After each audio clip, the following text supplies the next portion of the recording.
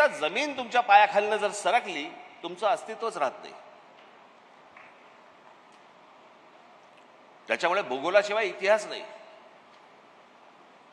आज आपण साहित्य संमेलन भरवतोय, आज आपण मराठी भाषेसाठी सगळ्या गोष्टी करतोय, पण मराठी माणसाचं म्हणून जे अस्तित्व आपल्या ज्या शहरांमध्ये जे असायला पाहिजे आणि दिसायला पाहिजे, मला असं वाटतं राज्य सरकारने आणि आम्ही तुम्ही सगळ्यांनी मिळून ते टिकवलं पाहिजे.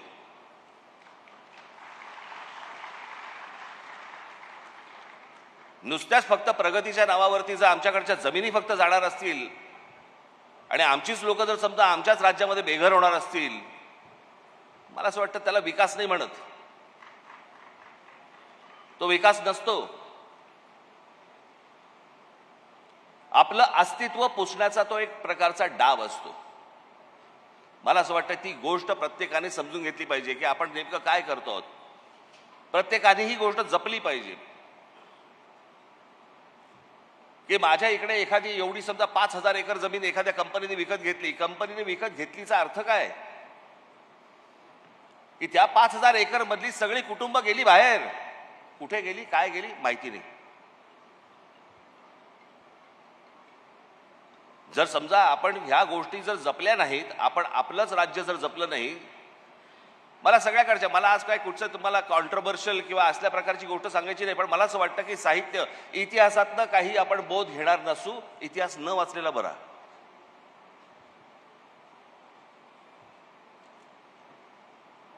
की प्रत्येक वेळेला आपण आपल्या गोष्टी आपण देत आलो, सांगत आलो की बाबा घ्या. प्रत्येक वेळेला तुम्ही जगाच्या पाठीवर देशात जावं आपल्या. मी तुम्हाला साधी एक गोष्ट म्हणून सांगतो की आता 370 कलम हे काश्मीरमधनं रद्द झालं. ते झालं नाही झालं वगैरे वगैरे, आपण त्या भानगडीत नको जाऊया. आता 370 कलम रद्द झाल्याचा अर्थ काय, तर भारतीय माणूस तिथे काश्मीरमध्ये स्वतःची जमीन घेऊ शकतो.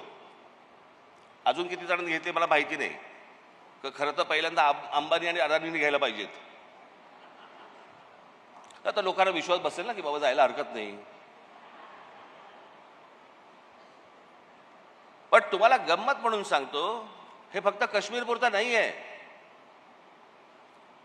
तुम्ही जर समजा आता हिमाचल प्रदेशमध्ये जरी गेलात तरी हिमाचल प्रदेशमध्ये तुम्ही जमिनीचा तुकडा घेऊ शकत नाही. भारतीय कोणी माणूस जरी समजा तिकडे गेला तरी हिमाचल प्रदेशमध्ये तुम्ही तुमचा जमिनीचा तुकडा विकत घेऊ शकत नाही. तुम्ही जर आसाम, मणिपूर आणि ह्या सगळ्या भागामध्ये गेलात, तुम्ही तिथे जमीन विकत घेऊ शकत नाही, भारतीय असून सुद्धा. आम्हीच का मोकळीक दिली आहे?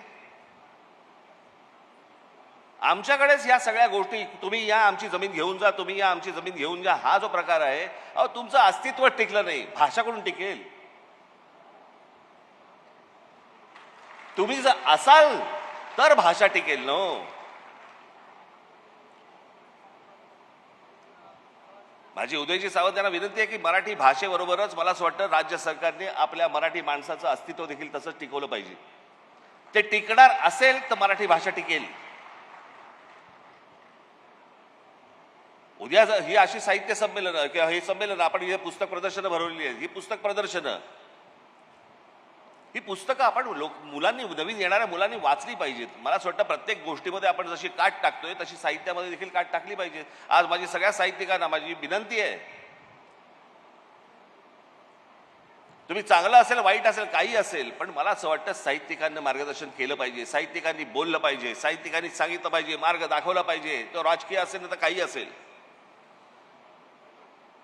पूर्वीच्या काळामध्ये साहित्यिक बोलायचे. पूर्वीच्या काळी साहित्यिक राजकीय विषयांवरती आपलं मत मांडायचे. मला आता कोणी मत मांडताना दिसत नाहीत. कोणतेही सरकार असू देत, त्याचा काही विषय नाही आहे की आज ह्यांचं सरकार आहे म्हणून किंवा त्यांचं सरकार, कोणाचंही नाही. मला असं वाटतं साहित्यिकांनी मार्ग दाखवला पाहिजे. साहित्यिकांनी या गोष्टी फक्त नुसती पुस्तकं येऊन चालणार नाहीत, त्यांनी मार्गदर्शन देखील केलं पाहिजे. चांगलं काय वाईट काय हे समाजाला सांगितलं पाहिजे. आम्ही तुमच्याकडे ज्यावेळेला आदराने बघतो, आदर्श म्हणून बघतो, त्यावेळेला मला असं वाटतं की आम्ही जशी तुमच्या पुस्तकांकडे आदराने पाहतो तसं आम्हाला तुमची मतं काय आहेत याच्याकडे देखील आम्ही आदराने पाहिलं पाहिजे. जेव्हा साहित्यिक बोलायला लागतील तेव्हा माणसं ऐकायला लागतील. कोण साहित्यिक बोलतोय हे ऐकल्यावरती मला असं वाटतं त्यांची पुस्तकंही वाचायला घेतील. कारण नुसतीच काही पुस्तकं वाचली जाणार नाहीयेत.